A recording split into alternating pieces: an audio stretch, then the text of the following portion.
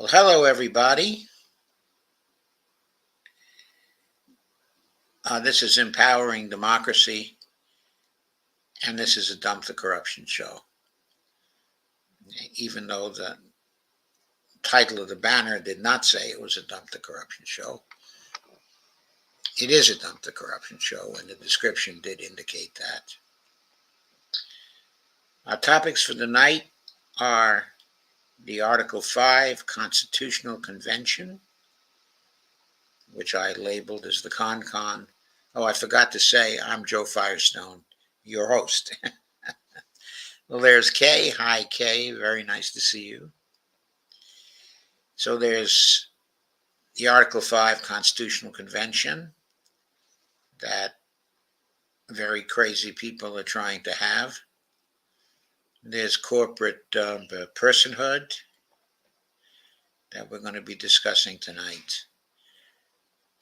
Also, we'll be discussing further attacks by the Austarians, trying to create more austerity here in the United States.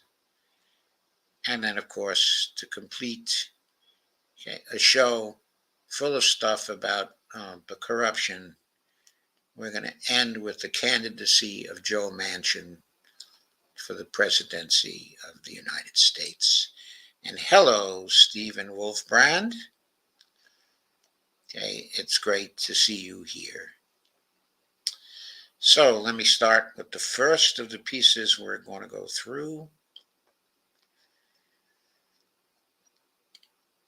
And this is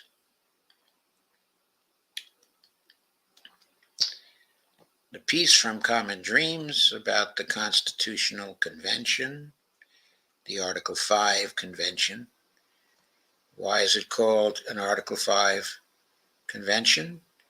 Because Article 5 of the original Constitution leaves room for to amend the Constitution through a constitutional convention.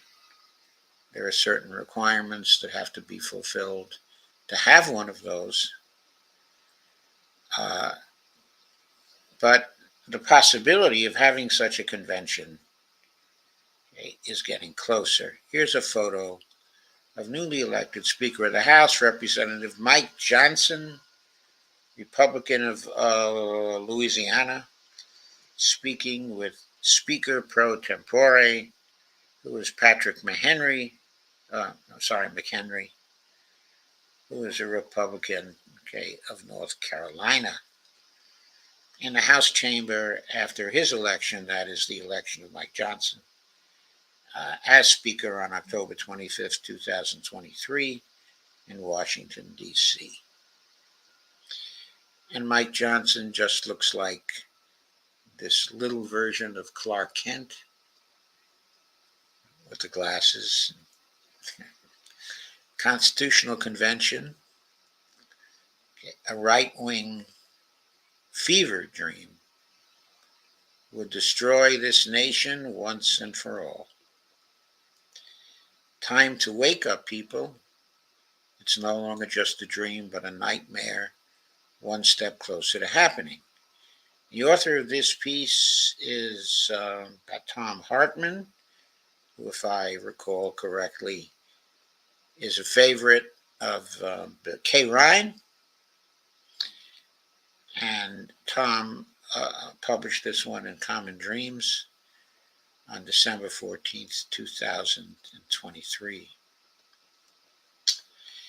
One of the right's favorite fever dreams over the years has been to gut the U.S. Constitution of many of its checks and balances and officially turn America into a legal oligarchy with a strongman presidency, nearly bulletproof legal immunity for the morbidly rich, and full personhood for corporations. As of this month, it's no longer just a dream. The American Legislative Exchange Council, or ALEC, completed their winter, quote, National Policy Summit, unquote, get-together in Scottsdale, Arizona, last week with Speaker Mike Johnson as its keynote speaker. This is the group that brought, quote, stand your ground, unquote, and voter suppression, quote, uh, types of model legislation, unquote, to red states across America, and for 50 years now has been bringing together corporate lobbyists and Republican state level politicians to make state after state more corporate and billionaire friendly. I'd be remiss if I didn't say that this group, okay, ALEC, uh, was funded by the Koch brothers. It's one of their gifts to America. It's one of their fevered dreams, which at this point is very much a reality. At this recent meeting, they rolled out a new strategy to convene a constitutional convention so they can finally remake America in their own image. They're going to try to get the 6 corrupt Republicans on the Supreme Court, who all have direct or indirect ties back to ALEC, its related affiliated organizations, and or its funders, to go along with it.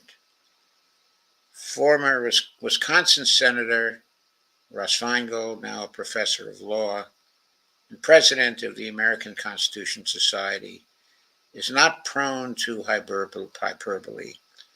He's always been a thoughtful and measured speaker and writer, so it's worth taking him seriously when he recently said of MAGA Mike Johnson, quote, "It is alarming to have a Speaker of the House who supports the extremist Convention of States movement, which is striving to radically rewrite the U.S. Constitution," unquote. Please consider the horrifying possibilities, says Tom.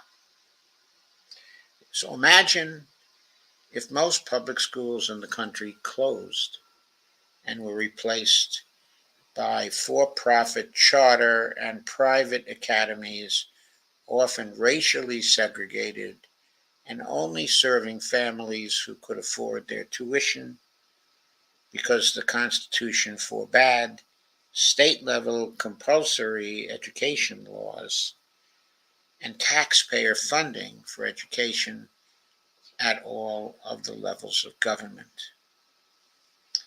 Imagine if the U.S. Constitution required the EPA, the FDA, the USDA, the DOT, the Department of Education, Department of Labor to shut down. All union protections are dead. There are no more federal workplace safety standards, and even child labor laws are struck down, along with an end to the national minimum wage and the income tax, both individual and corporate. Imagine that the new billionaire written Constitution uh, would make it illegal for the federal government to protect you from big polluters, big banks, and even big food and pharma. All would be free to rip you off or poison you all they want, and your only remedy is in state courts, and legislatures, because the Constitution now prevents Congress from doing anything about any of it. The federal government can no longer even enforce voting or civil rights laws. Imagine if Citizens United, in its position that political bribery is merely a First Amendment exercise of free speech, were put into the U.S. Constitution so it can never be overturned by Congress or a future court, meaning that whatever political candidates have the backing of the wealthiest donors pretty much win every election for the rest of American history. Also imagine if the free and independent press protections of the First Amendment are gone, and like in today's Hungary and Russia, politicians can sue anybody who writes anything about them for defamation or slander, effectively putting any kind of opposition media or even honest news operations out of business. Imagine, to add insult to injury, that the federal government has shut down Social Security, Medicare, and Medicaid because all of these programs, along with food stamps, Pell Grants, housing supports, and any programs that help the middle class, the less fortunate, or disabled, are beyond the reach of what the federal government can do because they are now unconstitutional. Morbidly rich billionaires and the groups they fund are working to rewrite our Constitution to do all this and more. They want to provide corporations and the rich with more and more protections and benefits while chopping away at anything smelling of, quote, socialism, unquote, like Social Security, child labor laws, or inheritance, income, and wealth taxes.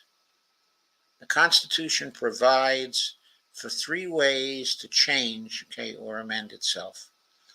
First, it says Congress can propose a constitutional amendment, pass it with a supermajority in both houses, and have 3/4 of the states that ratify it.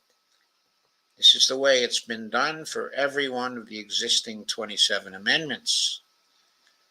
Second strategy is done by using Article 5 of the Constitution and driving the process up from the states. The easiest way to do this is for 3/4 of the states to legislatively approve, with simple majority votes in the legislatures of each state, an amendment in which case each Congress is unnecessary, and upon ratification by the 38th state, it becomes a permanent amendment to the Constitution. While this strategy has never been used, it's one process many of the good government groups, such as Move to Amend and Public Citizens, are pushing for a, quote, corporations, not people, and money is not speech amendment to reverse Citizens United. The third and incredibly dangerous strategy to amend the Constitution is to simply call a convention of the states, quote unquote, again using Article 5, and open the entire document itself up to rewriting and tinkering. This third strategy is the one Alec was pushing this month. If they can pull it off in the states, where it's cheaper to buy politicians, then Congress, state governors, the president, and even the courts would have no say over it. And Alec has spent the past 50 years becoming a major, some would say, controlling factor in Republican-controlled state legislatures. Their barrier has been that it takes 34 states to call for a convention. There have never been that many states calling for one at the same time since the founding of our republic. However, as was pointed out at ALEC last week, every state except Hawaii has at one time or another, starting with Virginia in 1788, passed a resolution proposing a constitutional convention. There have been 400 of these resolutions since the founding of our nation.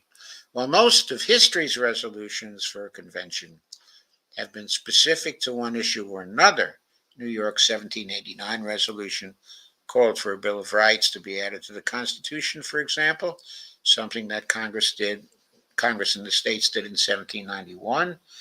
A half dozen were simply calls for a convention without specifics.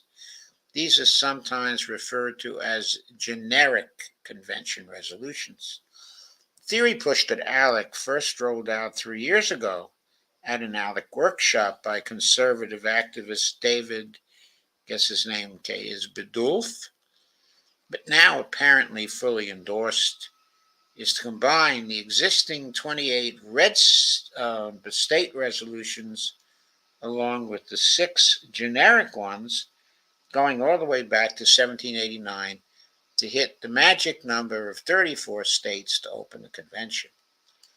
Key to the strategy is to get it before the Supreme Court and let the billionaire-owned Republican justices do Alex work for it by ruling that those old resolutions are still valid, even though the people who proposed and passed them are all long dead. Utah Republican State Representative Ken Ivory told ALEC lawmakers it was imperative to get the issue before the Supreme Court.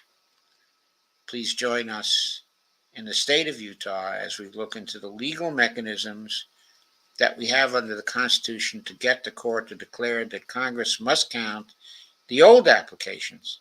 And if, as we believe, we've already achieved 34 applications to Congress for a fiscal responsibility convention, call it and hold the convention of the states.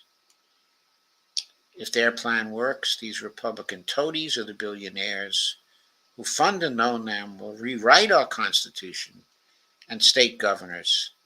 The U.S. Congress and the President will have no say whatsoever in the process. Only state legislatures are necessary for rewriting the Constitution and then ratifying their own work, according to Article 5 of the Constitution, and governors can't veto their actions. Much like the many cases that have suddenly burst onto the scene and that have been used by the 6 corrupt Republicans on the court to alter American law and take away citizens' rights. This one could move quickly now that the ALEC meeting is over. Expect to see states begin putting together the lawsuits or other legal actions necessary to get this proposal before the court. Alexander Hamilton was prescient. In the last sentence of Federalist 85, he warns us of efforts to rewrite or replace our Constitution. I dread the more the consequences of new attempts, because I know that powerful individuals in this and in other states are enemies to a general national government in every possible shape. Unquote. Common Cause and the Center for Media and Democracy have been at the forefront of sounding the alarm, and I've hot linked their names to their most recent articles about the work they're doing to try to stop the billionaire machine devoted to rewriting our Constitution. Please check them out, get on their mailing lists, and spread the word. This is one of those things that Republicans on the court could use to seemingly spring out of nowhere and bring down our democracy once and for all. I think that's to me, a horrific warning by Tom Hartman of what might happen. And it makes more and more important the idea of dump the corruption, of bringing it to the state level, and voting out all of those legislators who would be taking the funds from the billionaires to make not just the Article 5 convention, a reality, but afterwards to have the legislators in the various states of the Union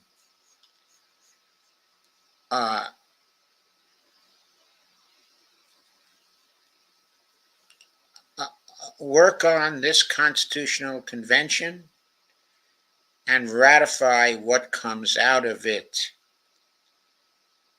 It's possible to block this happening, even if the Supreme Court were to approve and say such a constitutional convention can go on.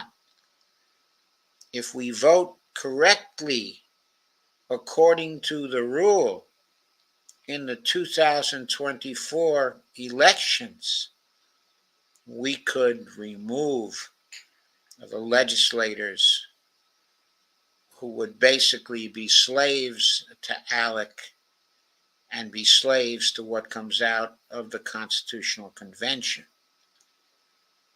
Even if we couldn't stop the convention itself, we could stop the ratification of what the convention produces. But only if the Dump the Corruption campaign takes flight. And you all know it has not taken flight. But this warning by Tom presents yet another reason why we have to make Dump the Corruption take flight for 2024.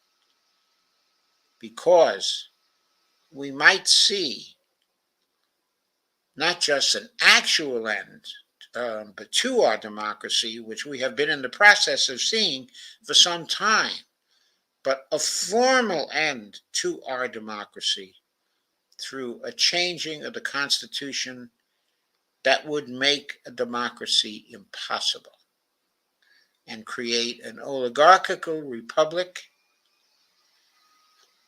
that could be easily controlled by the very rich and the corporations, okay, in their interest.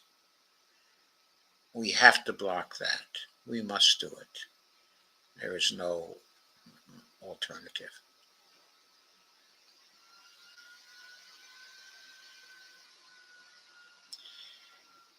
I will move on now to the second of the pieces for tonight. I hope you're taking this really seriously because it's really important.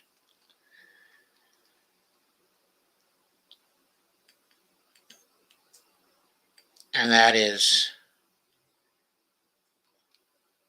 the issue of corporate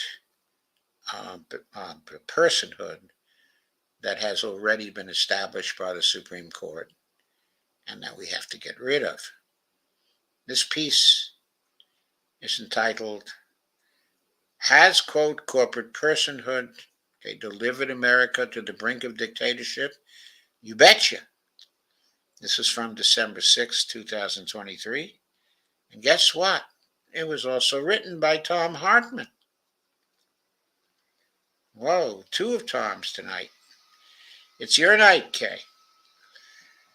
Okay, so America is in the midst of a domestic political crisis with a literal madman and his cult party, heavily supported by some of America's largest companies, threatening to turn America into a dictatorship.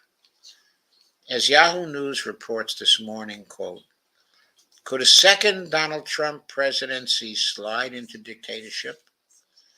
A sudden spate of dystopian warnings has got America talking about the possibility less than a year before the U.S. elections.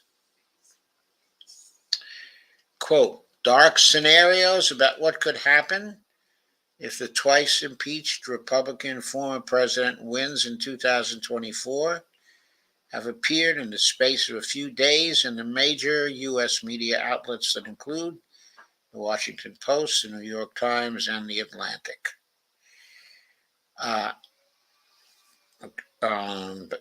Unquote. So, just to hammer home the rule, if we all voted according to the rule, there is no chance that the twice impeached Republican former president would become the president of the United States again, because he'll be taking mucho big money in the coming election in 2024. He might not be taking as much of the big money as Joe Biden, or he might be taking more. I don't know how the fundraising war is going to end up, but I do know both of those people, or any nominee of the Democratic Party and any nominee of the Republican Party, will be taking the big money. And if we want to get rid of possible dictatorship coming from Donald Trump, The best way to do it is through a successful dump the corruption campaign. So where are we now and how the hell did we get here? Said Tom. It turns out we are seeing the consequences of a corrupt, bribed Supreme Court from over 150 years ago. It was a fraud at the time, the result of a Supreme Court justice having been bribed by the big railroads, and it continues to be a fraud to this day. This didn't originate with an American billionaire paying off Clarence Thomas. That's just the latest incarnation of it. Corporations are pouring increasingly large amounts of money into politics, and like an invisible planet or black hole, it warps our political system to the point it has brought us Donald Trump. Of course, that's not the only thing that has brought us Donald Trump. Instrumental in bringing us Donald Trump also were the presidencies of Bill Clinton, George Bush 43, and the 2 terms of Barack Obama. Those 8 years were not good years for most people and failed to deliver on democratic promises, failed to take care of the whole middle of the country in terms of the economy of those particular states. And that's why Donald Trump was able to be elected over Hillary Clinton. It was because the Clinton-Obama wings of the Democratic Party failed to deliver what they promised to the people. Going on. It's all because of a doctrine created out of whole cloth by the Supreme Court in the late 19th century called, quote, corporate personhood. It has become one of the most destructive forces in American politics. History is fascinating, and if we truly want to pull this horrible weed out by the root, we have to understand where it first grew.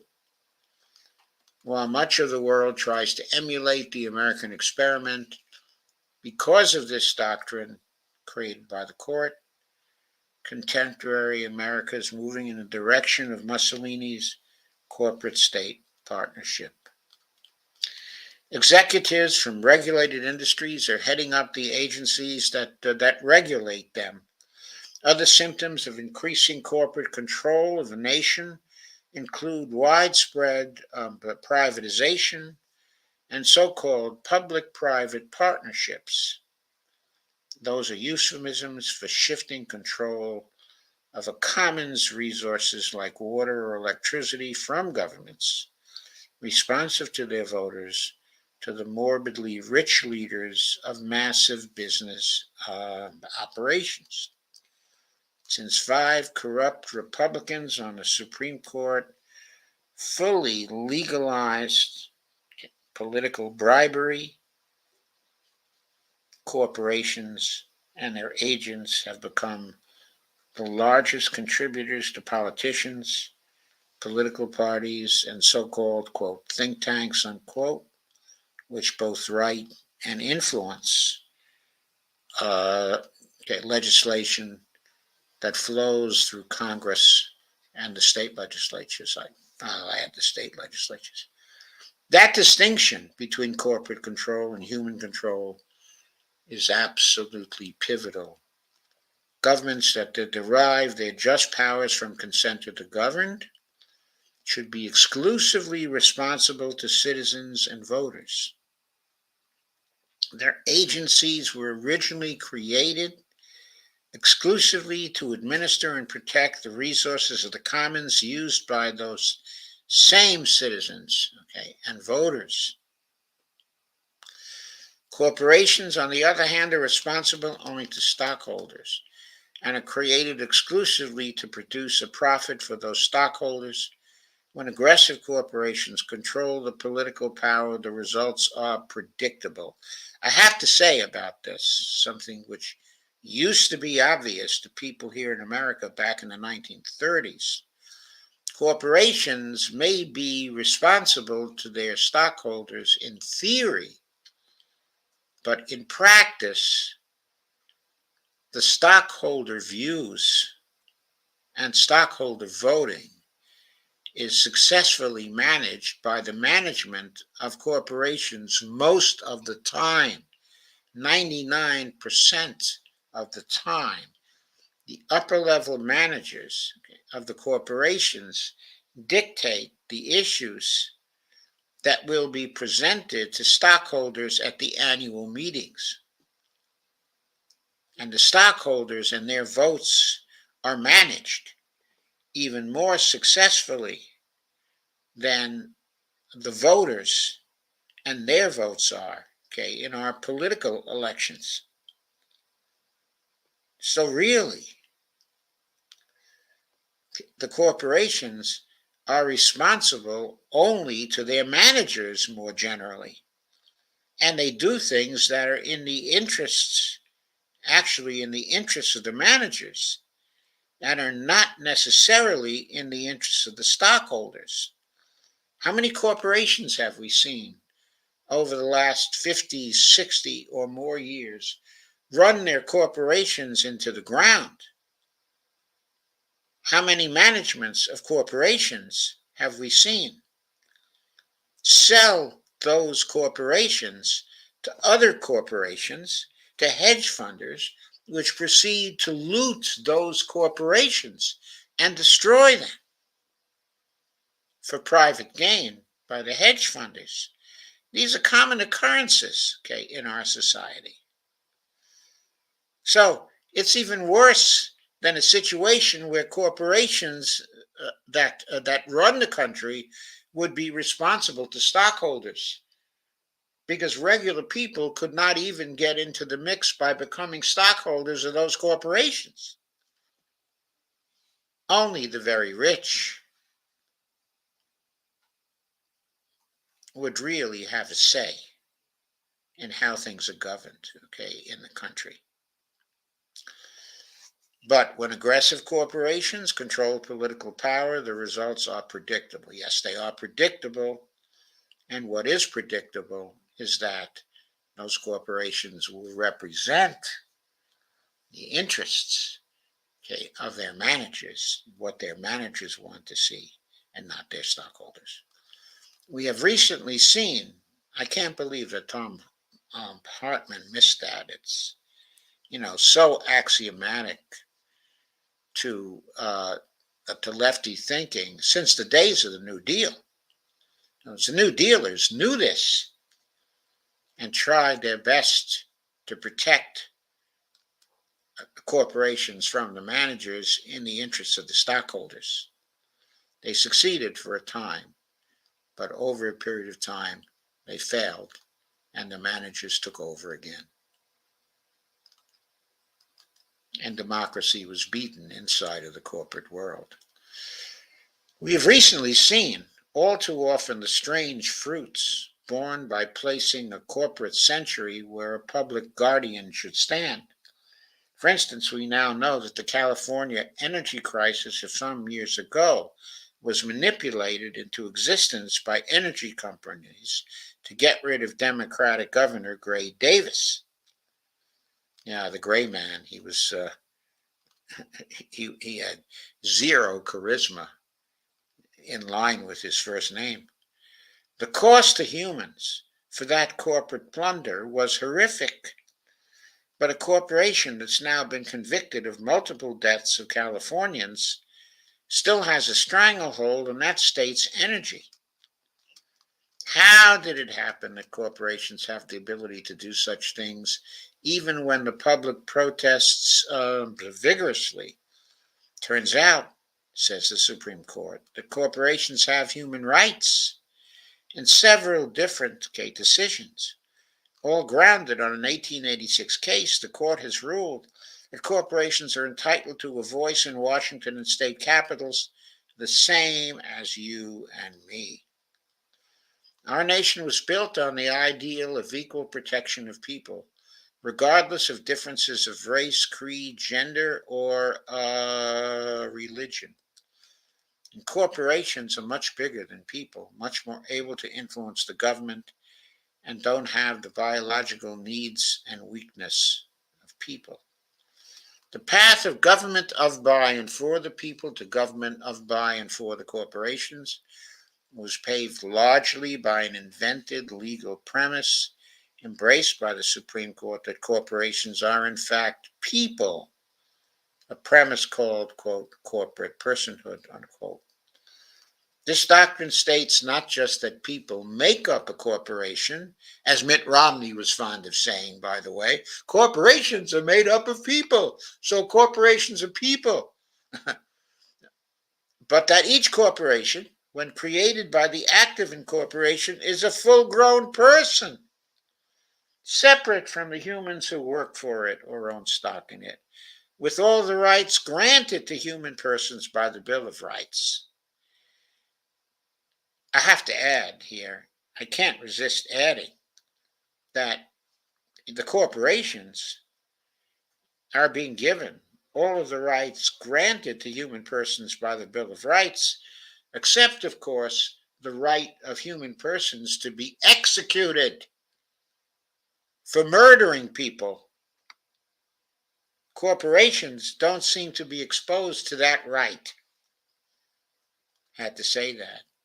This idea would shock the founders of the United States. James Madison, often referred to as, quote, the father of the Constitution, wrote, quote, there is an evil which ought to be guarded against in the indefinite accumulation of property from the capacity of holding it in perpetuity by corporations. The power of all corporations ought to be limited in this respect. The growing wealth acquired by them never fails to be a source of abuses. And in a letter to James K. Paulding, 10th of March, 1817, Madison made absolutely explicit a lifetime of thought on the matter. Quote, incorporated companies, unquote, he wrote, quote again, with proper limitations and guards, may in particular cases be useful, but they are at best a necessary evil only. And specifically, monopolies and perpetuities are objects of just abhorrence.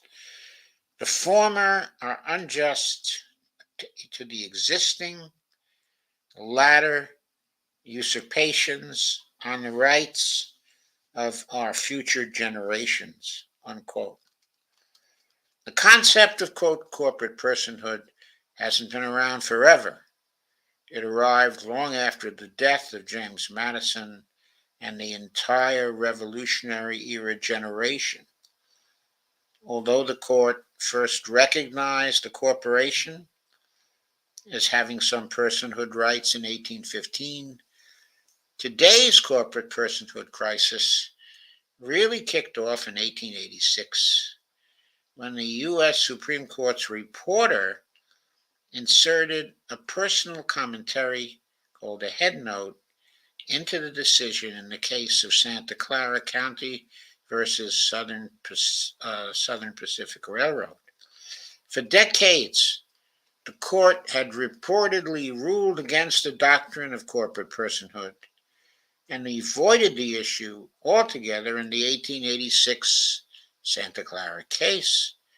But court reporter J.C. Bancroft Davis, a former corporate president, added a note to the case saying that Chief Justice Morrison R. Waite had said that, quote, corporations are persons who should, Davis suggested, be granted human rights under the Free the Slaves 14th Amendment. Davis had recorded a remark made in a side conversation that was never part of a ruling by the Supreme Court He phrased it in a way that implied it was part of the decision, but it wasn't. In this, he was being encouraged by Stephen J. Field, the Supreme Court Justice from California, who had been bribed by one of the nation's largest railroads. Again, folks, dump the corruption is crucial. It is critical. We see the role of corruption, in this case, creating corporate personhood. Tom Hartman goes on. When I was writing my book on the 14th Amendment, Unequal Protection, searching the Library of Congress archives, we found a note in Waite's handwriting specifically saying to Davis, we avoided, quote, we avoided meeting the constitutional question in a decision, unquote. As far as I can tell, nobody had seen the document in over 100 years. And Tom produces the document. My dear Davis,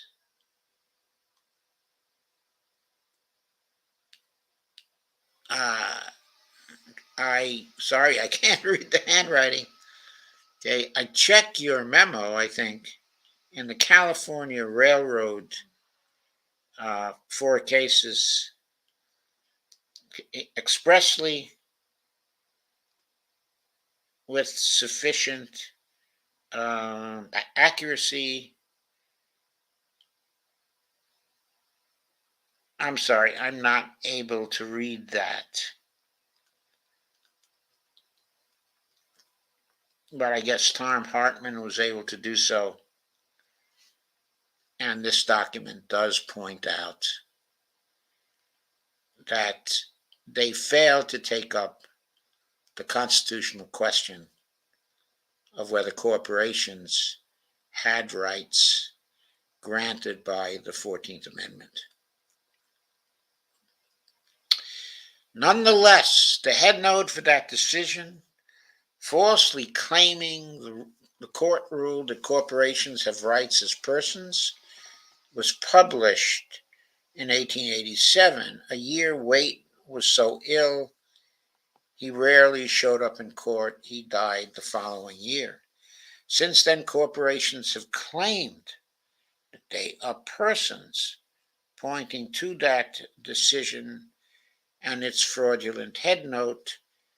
And amazingly enough, in most cases, the courts have agreed. So I have to point out here, if we were to pack these courts, as could be done if Dump the Corruption went through, new Supreme Court justices, that were appointed could go through this kind of analysis by Tom and could rule that the 1886 decision in no way found that corporations had the same rights, as persons, and that other legal opinions that relied on the 1886 case were therefore invalid and were unconstitutional according to the ruling of the new packed court. That would be a way to get rid of CU and all of the other precedents that relied on the 1886 case.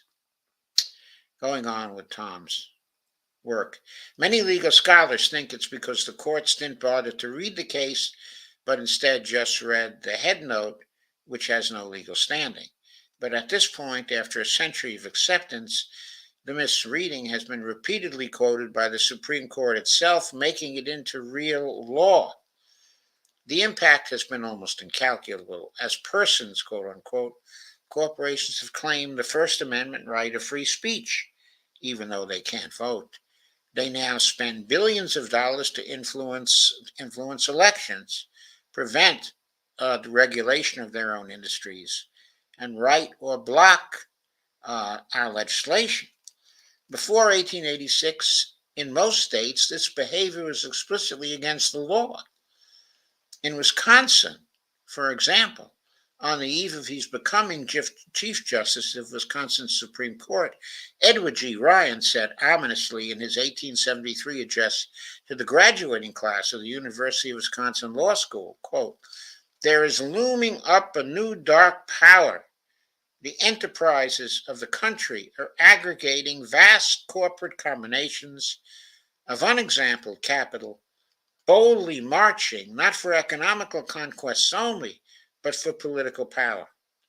Quote, the question will arise, and arise in your day, though perhaps not fully in mine, which shall rule, wealth or man, which shall lead, money, okay, or intellect, who shall fill public stations, educated and patriotic free men, or the feudal serfs of corporate capital, unquote.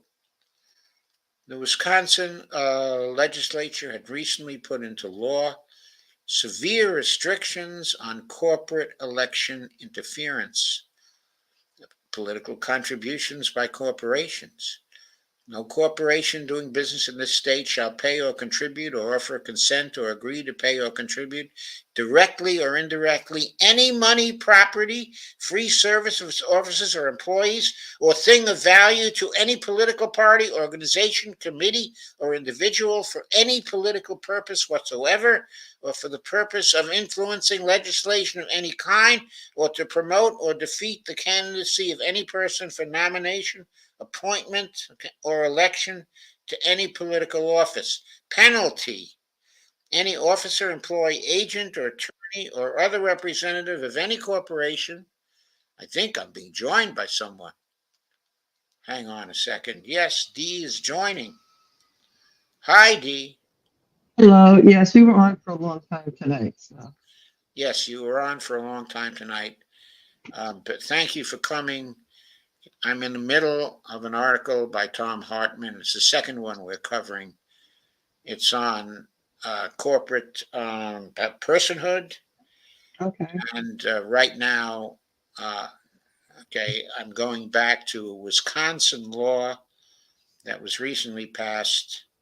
Okay, I guess, well, I'll note again what the date of that law was, but the important point is that it prohibited any sort of corporate financial assistance, okay, or contributions, but to candidates or any kind of political activity of corporations designed to influence uh, the passing, okay, of legislation.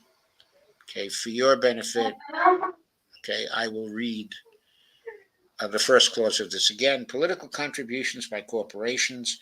No corporation doing business in the state shall pay or contribute or offer consent or agree to pay or contribute directly or indirectly any money, property, free service of officers or employees or thing of value to any political party, organization, committee, or individual for any political purpose whatsoever, or for Hmm. the purpose of influencing legislation of any kind, or to promote or defeat the candidacy of any person for nomination, appointment, or election to any political office. That was I believe this was in the 1970s. But okay, the next clause of the law is penalty. Any officer, employee, agent, or attorney or other representative, any corporation acting for and in behalf of such corporation who shall violate this act shall be punished upon conviction by a fine of not less than 100 nor more than $5,000. That was a lot of money in the 1870s, or by imprisonment in the state prison for a period of not less than 1 nor more than 5 years. And if a foreign or non resident corporation, its right to do business in this state may be declared forfeited. So they weren't kidding back then. Yeah. Tom Hartman adds, and it wasn't just Wisconsin. Every state had similar laws to limit corporate power, particularly when it came to inserting themselves in politics. Pennsylvania corporate charters were required to carry revocation clauses starting in 1784.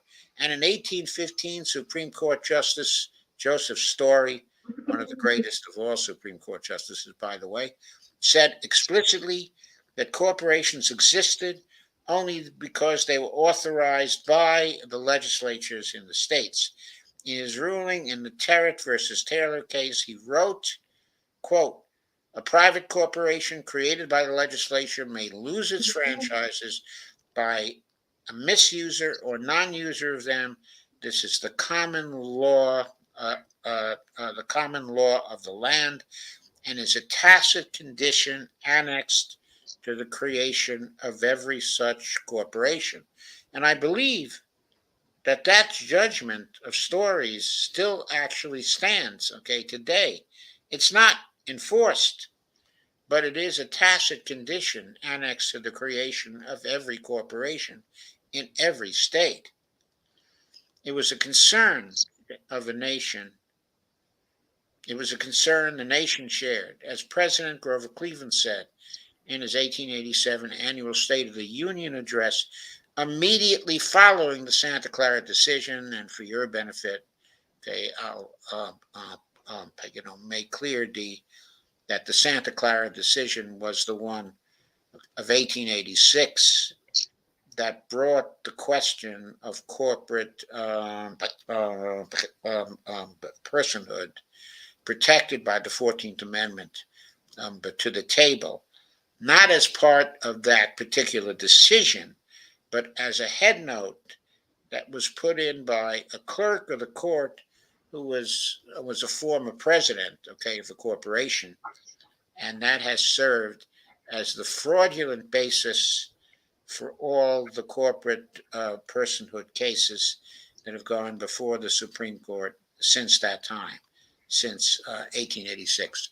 Anyway, Grover Cleveland said, quote, as we view the achievements of aggregated capital, we discover the existence of trusts, combinations, okay, and monopolies, while the citizen is struggling far in the rear or is trampled to death beneath an iron heel.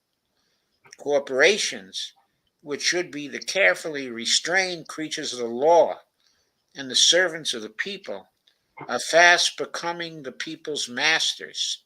This was back in 1887. And we haven't really stopped it since that time.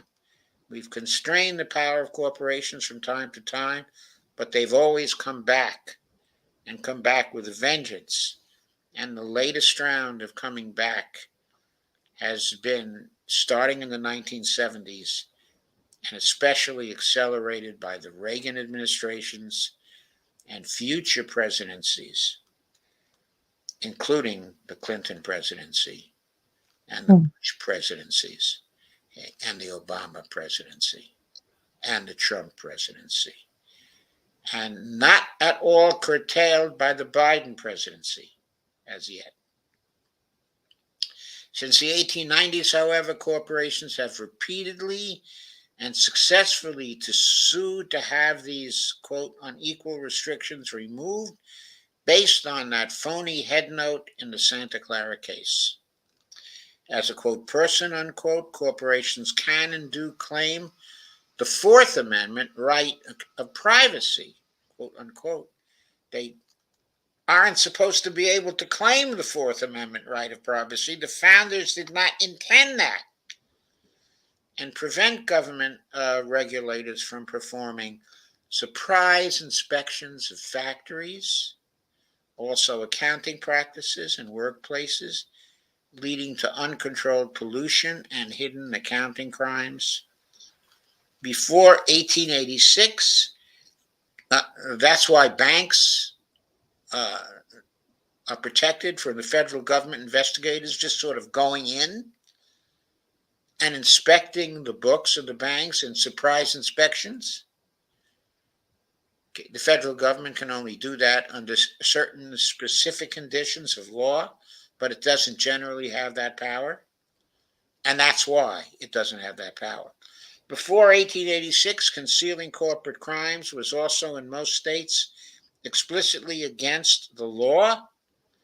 Ironically, corporations have also successfully claimed that when people come to work on their quote corporate private property unquote, those very human people are agreeing to give up their own constitutional rights to privacy, free speech, and even to the control of their own possessions.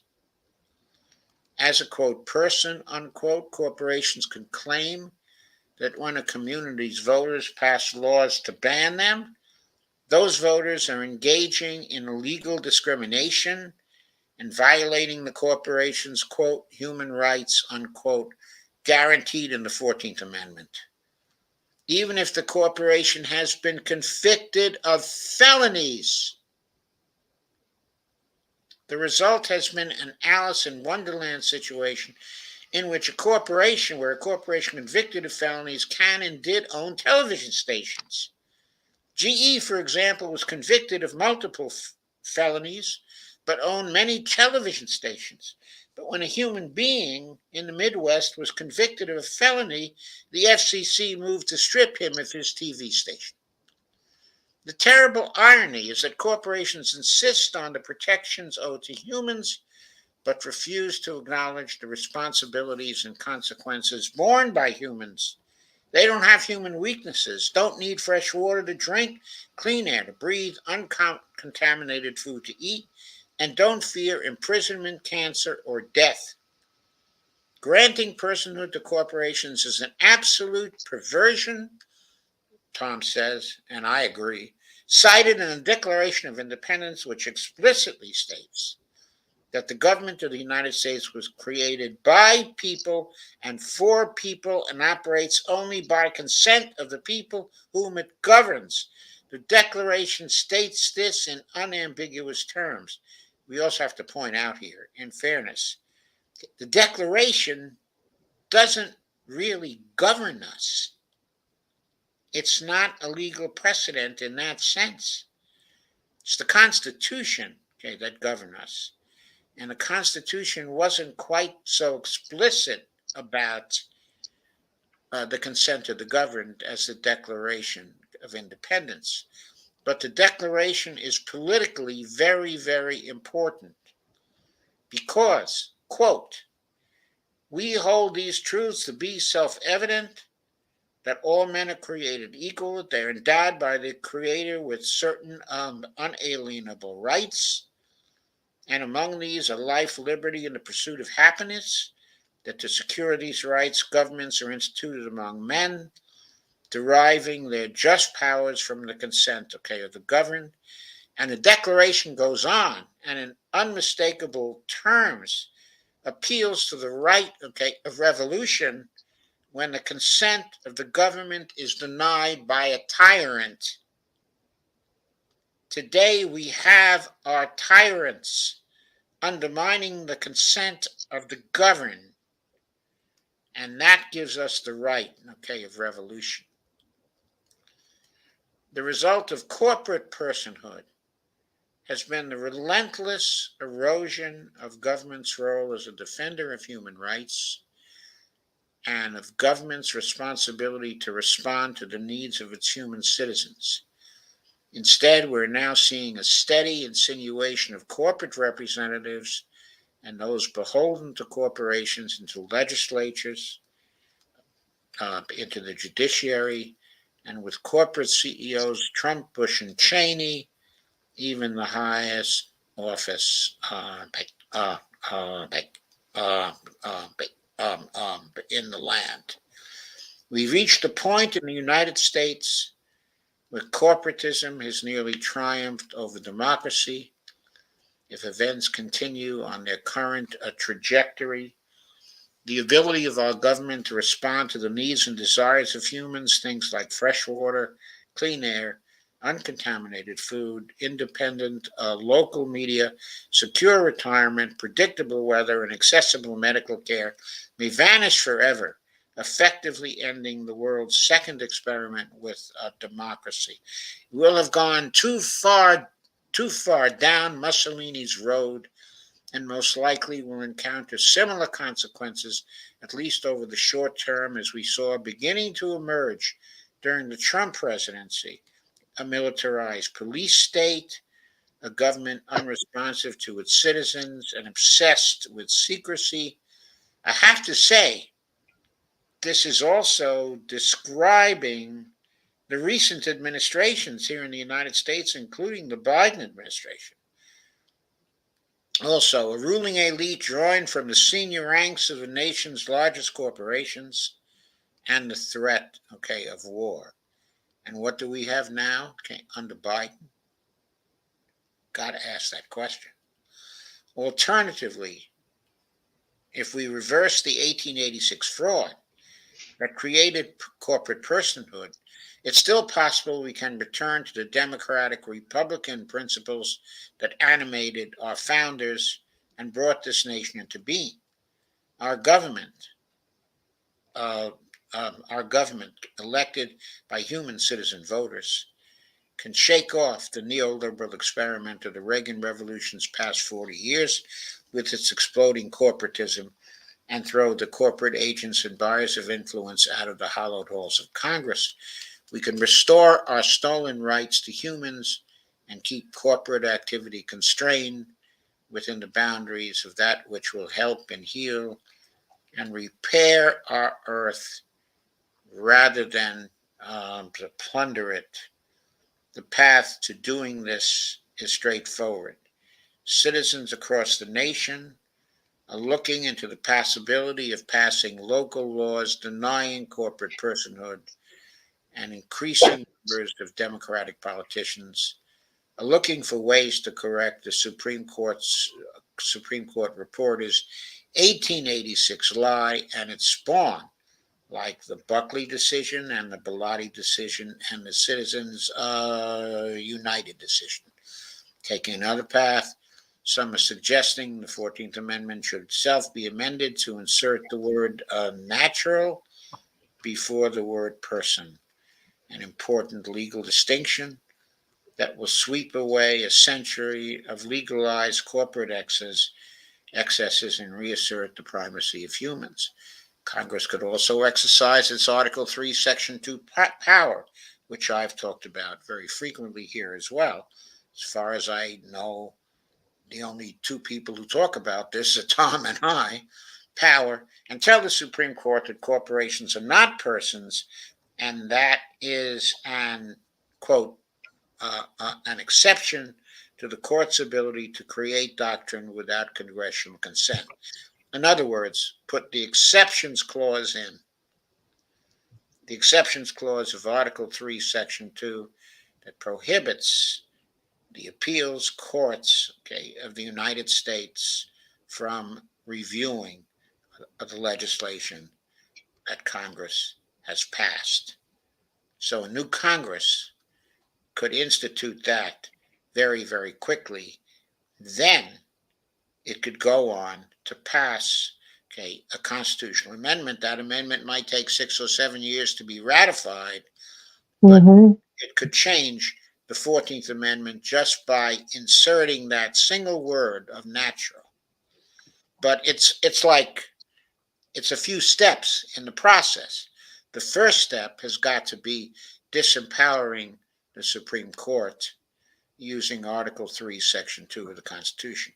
An expanded Supreme Court could even take up this issue along with its bizarre twin, the court created doctrine that money is the same thing as free speech. The concern is not corporations per se. The bludgeon of corporate personhood is rarely used by small or medium companies. It's used almost exclusively by a handful of the nation's largest to force their will on governments and communities. This means a very small number of parties, the biggest corporations, are all that stand in the way of reform, which suggests the corporate personhood doctrine is the weakest link in the chain of corporate power and it's a link that can be broken by alert and activist citizens, thus steering America away from Mussolini's view of government and back on course toward that of our nation's founders. What is required is that we undo that 1886 court report is incorrect headnote by any of the various means people are beginning to try. Corporations don't need food, clean air, or safe drinking water, but they have the ability to influence our government, okay, in elections. To rescue democracy, America must reject the bizarre Supreme Court created doctrine of, quote, corporate personhood, unquote. Once again, in America, we must do what the author of the Declaration of Independence always hoped we would. Quote, the people, being the only safe depository of power, should exercise in person every function which their qualifications enable them to exercise consistently with the order and security of society, unquote. Donald Trump and the GOP would not be the threat they are to America today were it not for billions in corporate money, particularly corrupt corporate money from industries like fossil fuel and weapons holding them up. In a very real way, you could argue this corrupt act by the Supreme Court has brought America to the brink of dictatorship. We must take back from corporations the power to govern if we ever hope to have a government that is truly representative of we the people and save a viable planet for our children and our children's children. And of course, okay, I do agree with that, but I also think we must take back from the wealthy the power to influence our government in various ways. The corporations are tools, okay, of the wealthy. We can't allow the wealthy to make these large contributions either. We have to get rid of the role of toxic money in our politics. And what Tom does not mention, okay, in this article, what he doesn't seem to see in the many articles he has written about this, that we, the people, have the power to take back uh, the consent of the governed by using the rule of voting against um, any any candidate that takes the big money from the wealthy and from the corporations.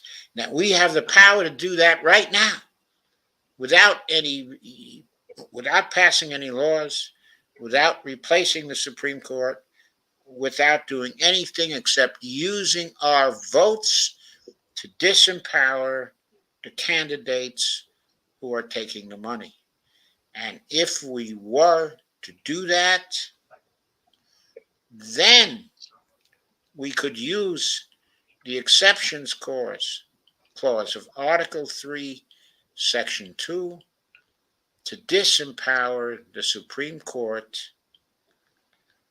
and to disempower their previous decisions. We could repeal through legislation their previous decisions. We could get back the rights of women taken away by the Roe versus Wade decision. I'm sorry, not by that particular decision, but by the repeal of that particular decision by the Supreme Court. We could get rid of the repeal, get rid of the Hobbs decision. Okay, we could also, in that new Congress, go further. We could get, okay, a Medicare for all bill. We could disempower the executive branch, okay, as well from supporting foreign policies that result in ruinous wars, okay, abroad of the kind, okay, that we've been seeing. We could pass all kinds of laws that empower the people socially, okay, and economically. And we could do all that even before we passed that small change to the 14th Amendment, which would so elegantly end the rule of corporations, okay, in our country. And of course, we could also pass all kinds of legislations, such as that particular Wisconsin law that I read from earlier in Tom's article. We could pass a law like that at the federal level and use Article 3, Section 2 to stop the Supreme Court from reviewing that law with a new Congress in 2024. We could pass a law outlawing political contributions and providing penalties. Of course, we would have to update the penalties, okay, to modern times. Uh, they would no longer be not less than 100 and not more than $5,000. They might be something more in the range of $5 million or even $50 million in certain instances. And the term of imprisonment could also be far longer. But we could pass laws like this and prevent the Supreme Court from doing anything about those laws by using Article 3, Section 2. That could be an outcome of the dump the corruption movement that I am advocating for. So, on that note, I'm going to go to your comments. I did have two other articles I wanted to cover tonight, which were very important.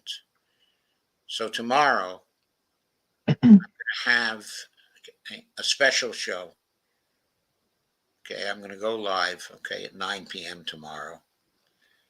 And I'm going to cover those articles That sounds good. and continue what I started here tonight. So there'll be another Dump the Corruption show tomorrow covering those and maybe a little bit extra too. I hope you enjoyed what we've done so far here tonight. I am now going to go back to your comments and see if there are any notable ones.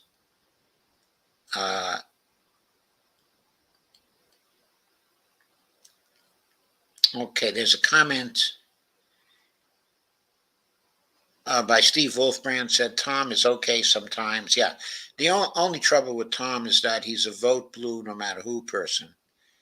And he refuses to kick over the traces and to accept, okay, that the Democratic Party is on the same road to totalitarianism, okay, as the Republican Party is. It's just a little less visible and a little more behind, but it can be equally, okay, as ruinous, as I've been saying lately and will continue to say. Who has exposed us to the risk of nuclear war for the first time in 40 years? And the answer is it's been the leaders of the Democratic Party who have taken over the White House. Even Trump did not do that. He probably would eventually have had because of his stupid ideas about China. But in his first term, he did not do that. That fell to Joe Biden in his first term. And he has helped to create two situations that provide us with the risk of nuclear war for the first time in 40 years. In my view, that is unacceptable for a president, okay, to do. And I'm waiting for Tom to come out someday and to say that and to recognize that. It is obvious to me it is a crime what the Biden administration has done in foreign policy. It isn't simply a crime from the standpoint that it did something terrible, but there are many war crimes involved in what the Biden administration is doing now, as we see in Gaza. And we've discussed these sometimes on my show, but profusely on Dee's show. Mm-hmm. day after day after day, discussing the war crimes being committed by the Israelis and the complexity of the Biden administration since the Gaza crisis started. Steve Wolfbrand says 2024 should be a very interesting year on many fronts. Robert Copeland says, does Tom Hartman know about dump the corruption? I don't think he knows about, dump the corruption. If any of you have a line into Tom Hartman, which I don't, maybe you ought to tell him about it. And maybe, he ought to interview me about it. Because he really needs that for his thinking about this is very, very good, up to the point where he relies on the present conventional political system to change anything. I mean, the Democratic Party isn't able to change anything. Even other people are not willing to change anything. I was watching an interview today. It was uh, Crystal Sagar's uh, interview of Robert F. Kennedy Jr. Robert F. Kennedy Jr. said many stupid things, concerning Palestine. Okay, in that particular interview, but he said one other stupid thing that really went practically unnoticed. Okay, in his particular statements, and that thing was when he was asked the question by Crystal of whether he would support and urge the Senate actually getting rid of the filibuster. And he said no, he would not,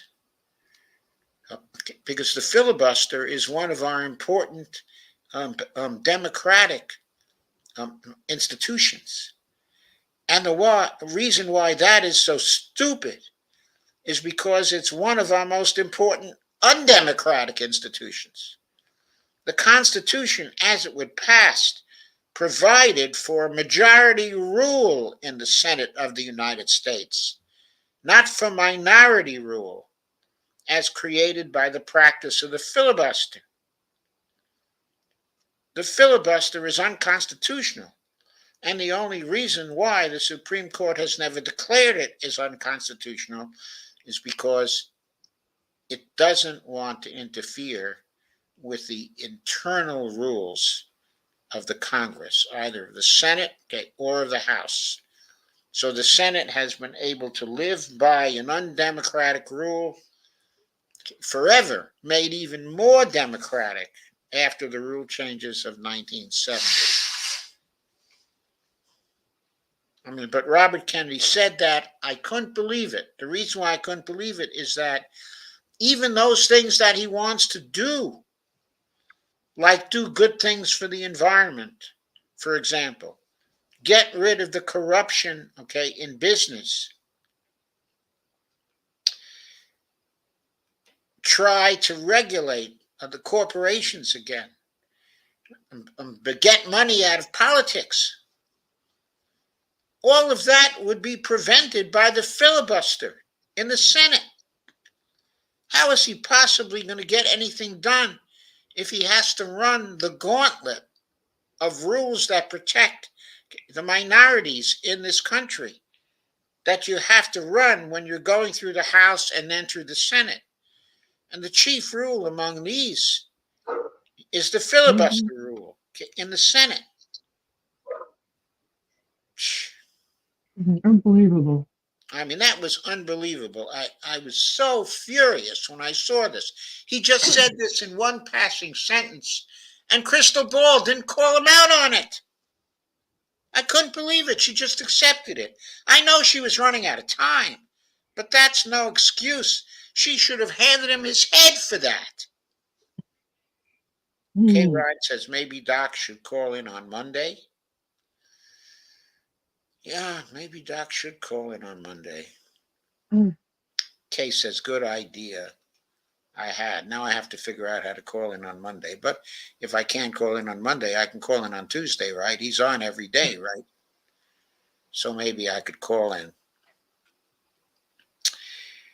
Uh, Robert Copeland says, then the leadership of a corporation can be arrested.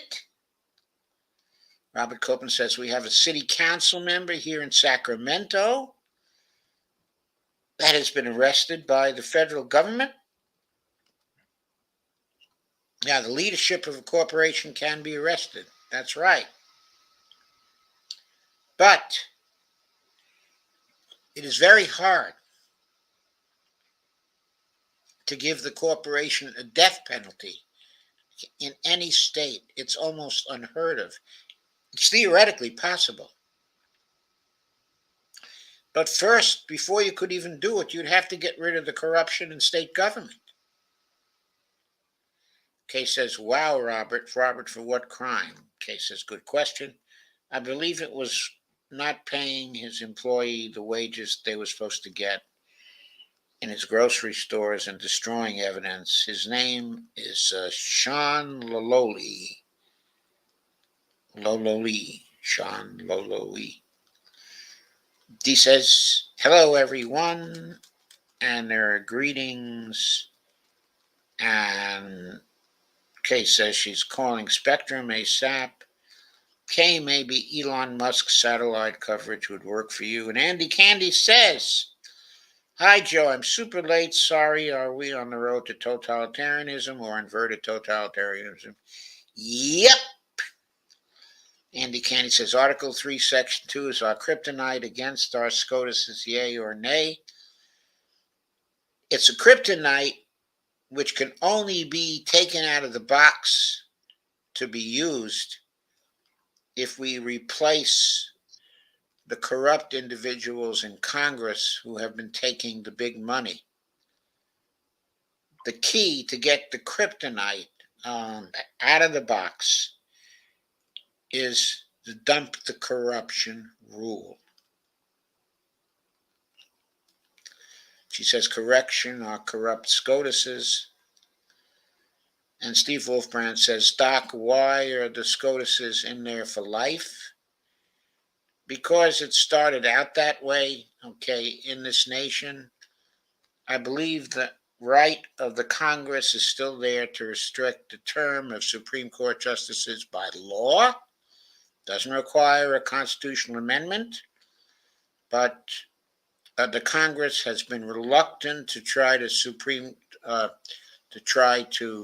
constrain the Supreme Court in that way.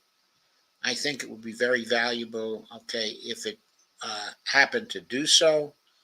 But I also think the more important thing for Congress to do is to use Article 3, Section 2 to deal the Supreme Court out of much of the legislation that Congress can pass. But again, even for that to happen, we need to have dump the corruption first. Dump the corruption is the key. Andy says, I was listening, deep stuff. Lets me know how far down in caca we are. Steve Lopez, I know it's the Constitution, but I mean really for life? No, it's not in the Constitution. That's not in the Constitution. The term of the Supreme Court can be regulated by Congress. The life term is not in the Constitution. Steve. Andy Candy, Joe, I wonder how much it costs to put dump the corruption on a few bus stop benches. I'll try to find out. Does it sound like a good idea, though? Certainly does sound like a good idea for a subterranean kind of campaign, but it somehow has to be connected to the Empowering Democracy show so that people would be able to find out what dump the corruption is all about. Steve Wilburn says, Andy, yes, I'm in. True or false? Corporations were deemed people so people could sue them. No, it wasn't so people could sue them. People could sue corporations before corporations were deemed to be people. People have always been able to sue corporations for wrongdoing. They're less able to sue them now because the corporations are so powerful and it costs so damn much to sue them. Steve Wolfram says, Andy, the channel needs to be bigger. It does need to be bigger. It does need to be bigger. But I'm not good at making it bigger. That's not one of my talents. I've been trying to make it bigger for years and years and years. I freely admit I don't know how to make it bigger. I know I have some ideas about how to make it bigger, but those ideas are not ones that I can implement alone. I mean, I need volunteers to do the marketing for me. I need volunteers to do the clipping of these shows. I need volunteers to bring the message forth. Kay says, yes, he's on every day on YouTube. Thank you, Kay. Andy, I think false. I think it was so the corpse have the same rights as humans. Steve, that is absolutely right. That was why corporate personhood was invented by someone who had been president of corporations. And as Tom Hartman makes clear, okay, in this article, the whole corporate personhood stuff based on a decision of 1886 is based on a fraud because the Declaration of Corporate Personhood wasn't declared by the Supreme Court at that time. The claim of corporate personhood was made in a head note on a decision by the clerk of the Supreme Court, who had been the president of a corporation. Robert Combs says, anybody in SCOTUS ever been removed, okay, for corruption? Yeah, I think there have been some Supreme Court justices who were removed but for corruption, but it's been a very long time. I think we're looking back to the 19th century for that. Steve Wolfbrand said that RFK interview was disgusting. I'm looking for some time to break down that interview in great detail. It was really disgusting. I think that RFK, God, don't get me started. Lisa and I were going back and forth today about this in great detail. I mean, the sheer rage of it all was incredible. Kay says, yes, it was, Steve. Steve says, dedicate this show to Kay and Tom Hartman. Let it be. Let us dedicate it to Kay and Tom Hartman. Steve Wolfman says, I really liked RFK at first. Me too. I really liked him at first, but now I have a list of things that I don't like that he would have to change. There are still some things I like. You know, when he was in that interview and he was talking about the free speech issues and the importance of critical discussion, I mean, all that stuff was really great. It's too bad he didn't embody that behavior in his debate with Crystal. I mean, he was obviously totally defensive in that particular debate. He wasn't listening. He wasn't listening. Andy Candy said, twin woke up, gotta bounce before she wakes the other. Love you and thanks for enlightening me. Thanks for coming, Andy Candy. Kay says, I like the history Tom brings. So do I. I love the history that Tom brings. I think Tom is particularly good on the Supreme Court and on constitutional issues. He really is very good, okay, on those. And I've often, just loved his work on those, and that's an area of interest I have in common with him. And I've benefited from his things on, many occasions. He said, Israel calls people before they bomb them. Completely false. Uh, well, I mean, that's one, okay, of the falsehoods. They're making some gestures that could be called calling people before they bomb them. But as we've covered, okay, in Dee's show, but just a few days ago, they have a ridiculous thing where they've divided up Gaza, okay, into particular areas, and they issue public statements, maybe just an hour before the bombing, telling people they're going to be bombing the area, okay, they live in, and that some of these other areas are safe.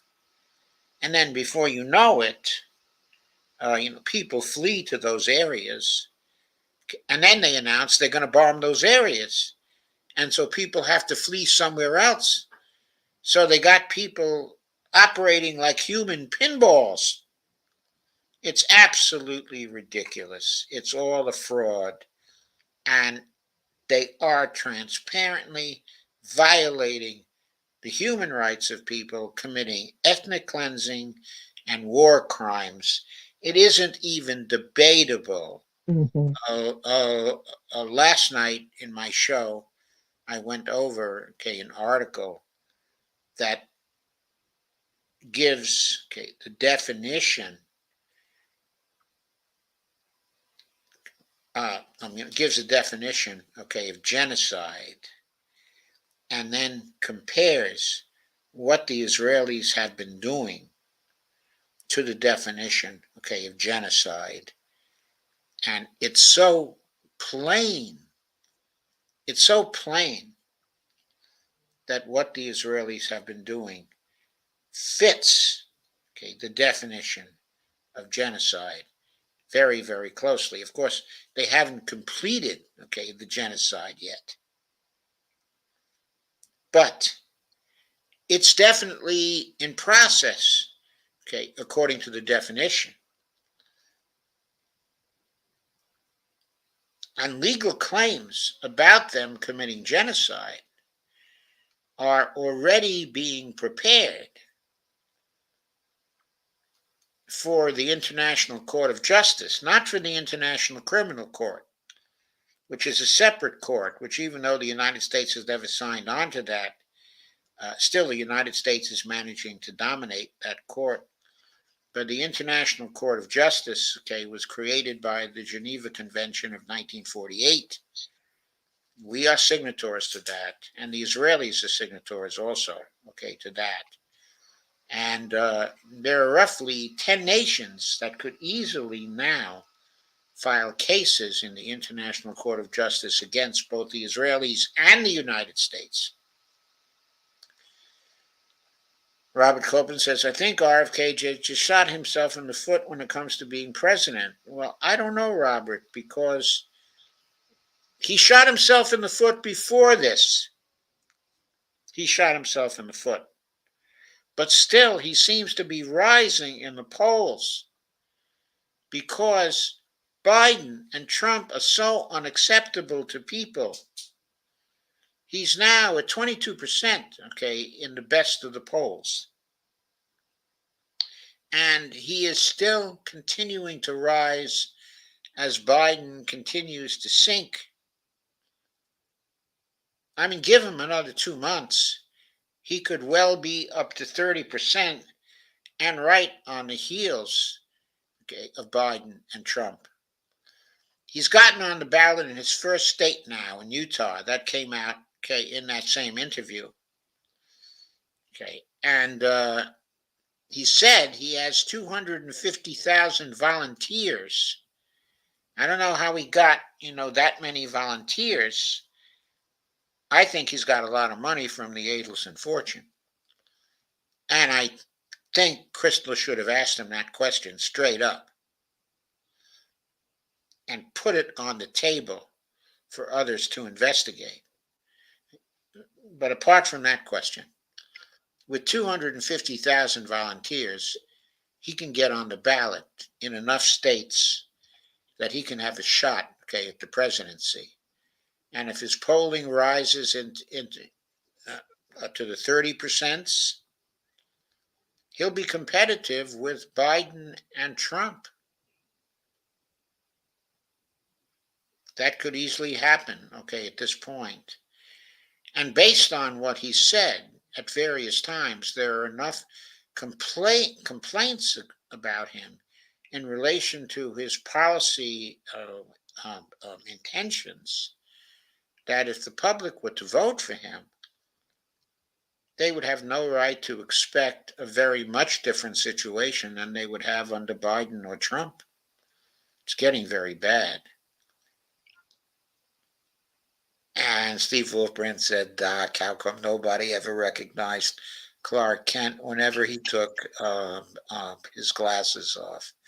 That was always one of the funniest things about the Superman comic strip, wasn't it? He Mhm. says, huh, I'm sorry, D? No, it was funny. It was just all It the was. It shows. was always gay, amazingly funny. I think there was even one of the films that spoofed that. K. Ryan said, the saddest part is neither side can win at this point. Steve Wolfman says, Andy, let me know the bus station signs. And then Kay says, Andy, about the, and then he says, Andy and those twins laugh out loud. Yeah, Andy is preoccupied with the twins as well as she should be. So I think that ends the show for tonight. I am going to go ahead and do that extra show for tomorrow night, especially since I missed two shows this week, specifically the Tuesday and Wednesday shows, um, due to the fact that Devora was here and I wanted to spend as much time with her as I could. So that's that. Um, Thanks to everybody for coming. And thank you, Dee, for coming. I hope You're the welcome. remainder of your discussion, okay, with Madeline was very productive also.